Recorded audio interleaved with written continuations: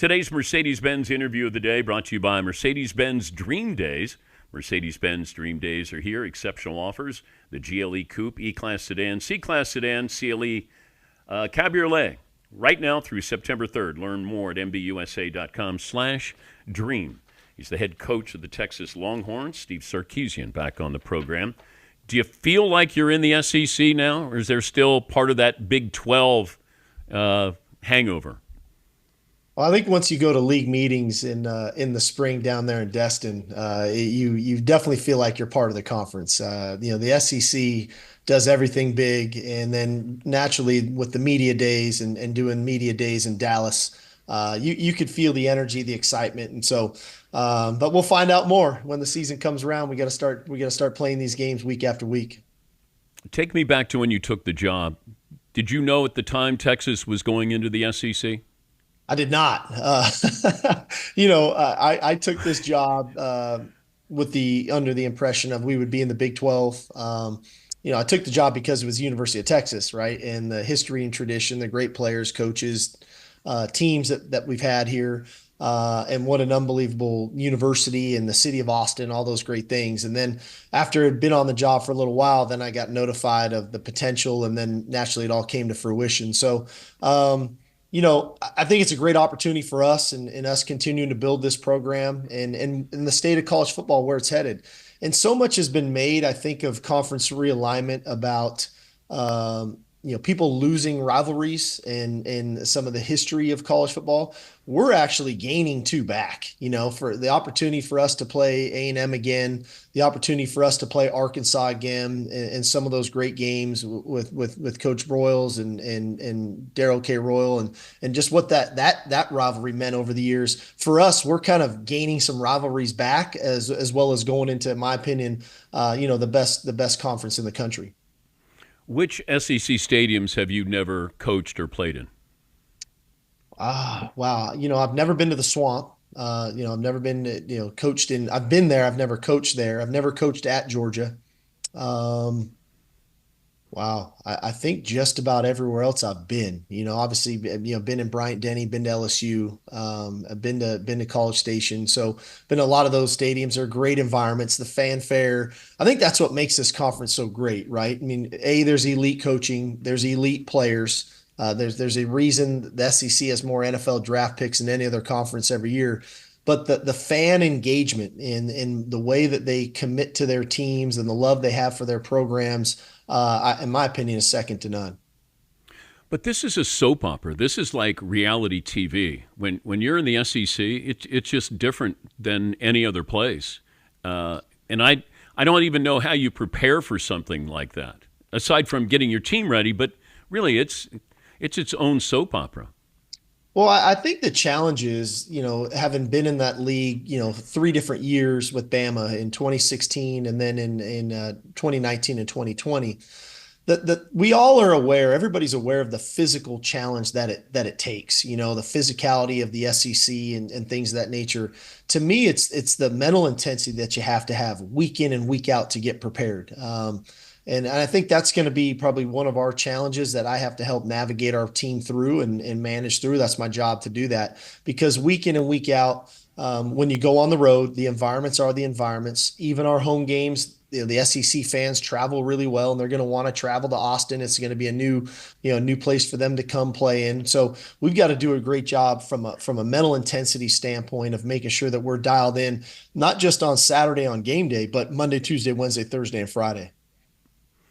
We're talking to Steve Sarkisian, Texas head coach. Who scheduled at Michigan for week 2? How long has that been scheduled? That game was scheduled before I got here. I don't know if I'll be able to do that. Clearly, you haven't looked at our future schedule either, because the next year we go to Ohio State. So we'll go 3 straight years at Alabama, non-conference, at Michigan, at Ohio State. But that's, for me, I think it's actually a really good thing, especially now more than ever with the expanded playoff. The fact that we get to go play these early non-conference games, get a little bit of a barometer of where we're at as a program. But I think the beauty of it is that those games early in the year really aren't going to define your season. You still have to go play well in your conference. If you don't win, you still can maybe afford a loss or two, or maybe even three, and get into that playoff. Gives it a little bit more of that NFL feel that way, to where you can really test your team early in the season, see where you're at, where do you need to improve to get ready for conference play. How do you think Nick Saban's going to do as a member of the media? I think he's going to do great, man. I've seen him a few times, and I saw him obviously at SEC Media Days. I watched him covering the NFL draft. He's so knowledgeable, right? And he's got so much more personality than people probably give him credit for. But his insight is really incredible, and I could sit there and listen to him all day. And so I think he's going to do great. I think fans are really going to gravitate to wanting to hear him speak on games and strategy and different things that come up with the ball games. You had Roger Clemens in the building?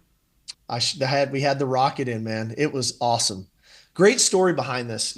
So 2 years ago we were playing Bama at home, and the who's who were on the sidelines, right? Like you'd imagine. I mean, there's Vince Young, there's Kevin Durant. And second quarter, I looked down and I said, "Holy crap, that's Roger Clemens." And I grew up a huge Red Sox fan when I was a kid. So it's a TV timeout. So I go down there. I said, "Hey, Roger, it's great to meet you. I love having you here." I said, "I'm a huge fan." And so that next week, I get a package, and he sends me a jersey, and it says, Rocket Roger Clemens, 7-time Cy Young, 2-time World Series. And then he puts in quotes, "tough all day." And I said, what a great saying. And so we've actually adopted what was his mantra, was "tough all day." And so we had him come speak to the team last Friday, and it was awesome, and to put it into perspective, we got a lot of young players that never saw Roger Clemens pitch. But when you think about, 4,600 strikeouts, 20 strikeouts in a game twice, seven Cy Youngs. I mean, those are incredible numbers. And so, and then you realize he's 62 years old, and he looks like he's about 45. Looks like he can still get on the mound and throw about 98. Okay, but you're facing Alabama, and it's a TV timeout, and you have to go say hello to Roger Clemens. Oh yeah. But that's but that's kind of who I am. I appreciate that. One thing about me, Dan, you probably know this. I love college football. I love the pageantry of college football, and all that comes into it in those big games. I think part of that even was with my time at SC with Pete Carroll. And you look down the sidelines, and there's Snoop Dogg, or there's Will Ferrell, or there's Marcus Allen, whoever it was. And just watching him engage with them, I think it almost gave us a sense of confidence. Like, coach is in a great frame of mind. We should stay in a great frame of mind. He's loose. He's confident. And so I kind of evolved into that myself. And so I do try to touch base with the people on our sidelines, whether it's in pregame or sometimes during a TV timeout, just to kind of give them a high five or a fist bump, and let them know I appreciate them being there. Do your players know you played quarterback? I think they do. I think nowadays with YouTube, and I think they like pulling up all my bad plays, but they do know. Unfortunately, I can't throw like I used to, but I think they're aware. How do you keep Arch Manning happy, content, positive? Yeah, the one thing with Arch that has been, and I think I really credit his family, his mom and his dad, his grandpa, obviously his uncles. I think they understand the process. And so many times, you know, we're in this world now of instant gratification, right? Whether it's social media or the 5-star recruit comes in and starts right away. But if you really look back at the history of Eli and Peyton, they didn't start their freshman year. It took time as they developed, because I think the one thing that the Mannings understand is when it's your time to play, that they want to play really well, right? They don't want to be learning on the job. And so we've got a pretty good history and tradition of developing quarterbacks over the last 20 or so years, going all the way back to Carson Palmer and all the guys that we've coached.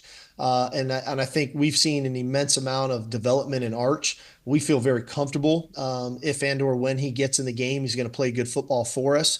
But I also think they understand the process of developing himself to be a championship caliber quarterback in the SEC and on the national stage, but also preparing and putting himself in the best position to for the National Football League.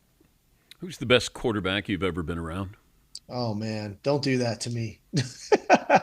I've been around some really, really good ones. I mean, and I can rattle them off from obviously, from what, Carson was, Matt Castle was a backup with us that whole time and gets drafted in the NFL. To John David Booty, to Mark Sanchez. We had Jake Locker for a couple years at Washington. To what even when I got into the NFL, Matt Ryan had a couple great years with us. To Tua, to Mac Jones, and now we've got Quinn, and they've all different. Everybody's got a different skill set, strengths and weaknesses, and trying to train them the way we think they need to be trained, but also play to their strengths to do the things that they do well. So How I've about the been, best quarterback you've coached against? ooh, man, that's another tough one. That's tough. In college football, Yeah. one of the better games I've seen played, and at least one of the better drives I coached against was in 2016. I called the national championship game, but one game. Coach Saban had me call it, and it was Bama against Clemson. And that final drive by Deshaun Watson to go win the national title was a pretty tremendous drive. But I'm going to say the best one ever was Vince Young. Oh, And in the national championship game, we said in our locker room the guy was Superman that night. And what he did for Texas in that game, and ultimately that final drive, 4th and 5, 26 seconds to go make that play on that stage. He beat us, I know their team was really good, but it really just felt like Vince Young beat us that night. do you have a full suit, like a burnt orange suit, like pants, jacket, tie? I don't have that yet. I'm going to go with yet. I definitely will sometimes step outside the box with some of the suits that I wear, and a Okay. full burnt orange suit sounds like it's something that I'm supposed to be wearing. So maybe this year I'll get something like that done. You get white belt, white shoes, but I I like would that. wait until like after the Georgia game, maybe after a win. Then Put maybe it you put could it do on that. after the game. Put on after the game, Yeah, yeah. or for the next week. Maybe the next week. Who do you play after Georgia? You got to play a I, cupcake after Georgia, I don't. right? I have no Hold idea. on, I hold really on. Let me don't. see. All right, you got Oklahoma, and then next week, the following week, you have Georgia. You're at Vandy. Well, You should be able to. I don't know if the orange suit in Nashville is. Oh, okay. I feel like But I should that be wearing an orange suit at home for a home game. okay. How about Florida? Maybe, maybe we'll look into that. Yeah, that'll I be got to at find home. somebody to make that. I don't think you can just go down to your local mall and pick up a burnt orange suit. So probably gonna Hey, take a if minute to if find you somebody beat that can make it. Georgia, you'll have people waiting in line to make you a orange jumpsuit there. Well, good luck. And I know how many times have you said to your team, "Hey, we got Colorado State. Let's not be thinking about Michigan," because you open up with Well, Colorado State. here's the thing I've been doing. I've been reminding them of that game by practicing at 2:30 in the afternoon. That game is August 31st at 2:30 in the afternoon, so it'll be about 100 and so degrees temperature. It'll be probably about 100 and I don't know 30 or 40 on our turf. So putting them in the sun reminds them every day of that we play August 31st against Colorado State. Good to talk to you again, Coach. We'll hopefully catch up with you during the season. Good luck. Thanks, Dan. Appreciate it, buddy. Hook 'em. Yeah, that's Steve Sarkisian.